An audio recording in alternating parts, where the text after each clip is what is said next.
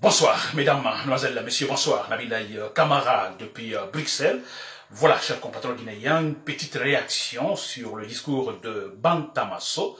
Bantamasso, il est notre ministre, disons, des Sports. Bantamasso, il est aussi membre actif du parti au pouvoir, le RPG Arc-en-Ciel. Voilà, cette semaine, ce week-end même, ce samedi, M. Bantamasso, pendant l'Assemblée générale de son parti, a fait un discours. Ce discours, je le résume. En fait, notre ministre des Sports attaque sérieusement le parti UFDG. UFDG, l'Union des forces démocratiques de Guinée, c'est le plus grand parti de l'opposition guinéenne. Très bien.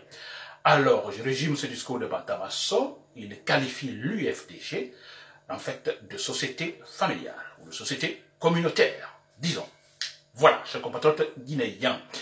Voilà, mais je ne vais pas si loin, on ne peut pas être surpris, non? Bantamasso, chaque fois il intervient donc pour parler de la politique ou pour défendre son parti. En fait, il n'a pas d'autre thème, sinon effectivement parler de la haine ethnique, ou parler effectivement, disons, des ethnies ou de l'ethnocentrisme. Nous ne sommes pas surpris, très bien, je dis bien nous ne sommes pas surpris. Mais ce que je vais dire à M. Bantamasso, vous qualifiez l'UFDG de parti, en fait, de société familiale. Alors, moi, je suis quand même étonné. Je pense que nous pouvons être étonnés. Une société familiale qui, pendant les élections de 2010, a pu rafler tout le premier tour des élections présidentielles.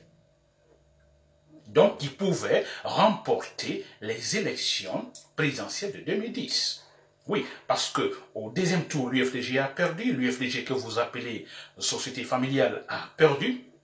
Mais écoutez, cette défaite, nous connaissons aujourd'hui les dessous de la victoire du RPG, disons Arc-en-Ciel en 2010. Nous connaissons finalement les dessous, messieurs Bantamasso. Voilà, donc vous dites UFDG, une société familiale. Cela aussi, c'est toujours étonnant parce qu'une société familiale que vous qualifiez, parce que vous dites que depuis que vous êtes au pouvoir en 2010, vous ne pouvez pas travailler parce que l'UFDG, que vous appelez une société familiale, vous empêche de travailler. Une société familiale, s'il vous plaît, qui empêche le pouvoir, avec toute l'armée qu'il a, hein, toute la police, tous les fonctionnaires qu'il a, et qui sont empêchés de travailler, donc empêchés de travailler à cause d'une société familiale. Monsieur Bantamasso. Très bien, Bantamasso, nous ne sommes pas surpris. Nous ne sommes pas surpris parce que nous savons tous que votre parti LP Arc-en-Ciel est arrivé au pouvoir en utilisant la politique de diviser pour régner.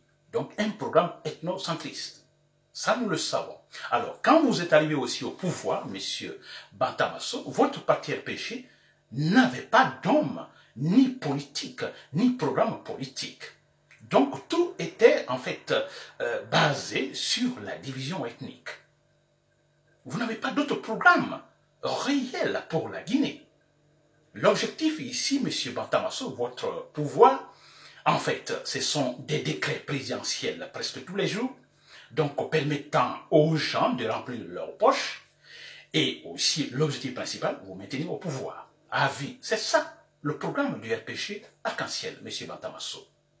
Voilà, de toute façon, nous ne sommes pas surpris, comme je l'ai dit, nous ne sommes pas surpris, vous êtes arrivé au pouvoir en utilisant la division ethnocentriste, vous êtes au pouvoir aujourd'hui en utilisant la même politique ethnocentriste, il suffit de voir également, ethniquement parlant, donc, la composition de l'administration guinéenne, dans l'armée, à la police et partout.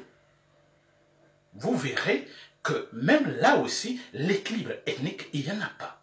Parce que votre parti repose sur ce programme de division ethnique pour pouvoir, en fait, vivre.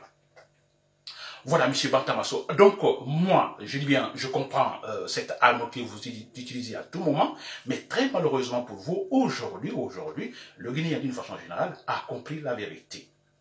Le Guinéen a compris que le RPG Arc-en-Ciel n'était pas venu pour travailler. Mais ça se voit sur le terrain, M. Bantamasso. Vous ne faites rien, vous n'avez absolument rien fait. Alors, c'est peine perdue, utilisez encore la même arme ethnocentriste pour pouvoir faire passer votre projet de troisième mandat. M. Bantamasso, vous vous trompez. Voilà, chers compatriotes guinéens. Vous avez peur, c'est normal. Vous comprenez? Le temps, le bout du tunnel, ça se voit déjà, et c'est fini pour vous, c'est fini pour le présidentiel. Donc, nous pouvons comprendre votre réaction, Monsieur Bantamasso. Voilà, c'était Nabil Kamara, depuis Bruxelles. Merci pour l'écoute. Bonne soirée.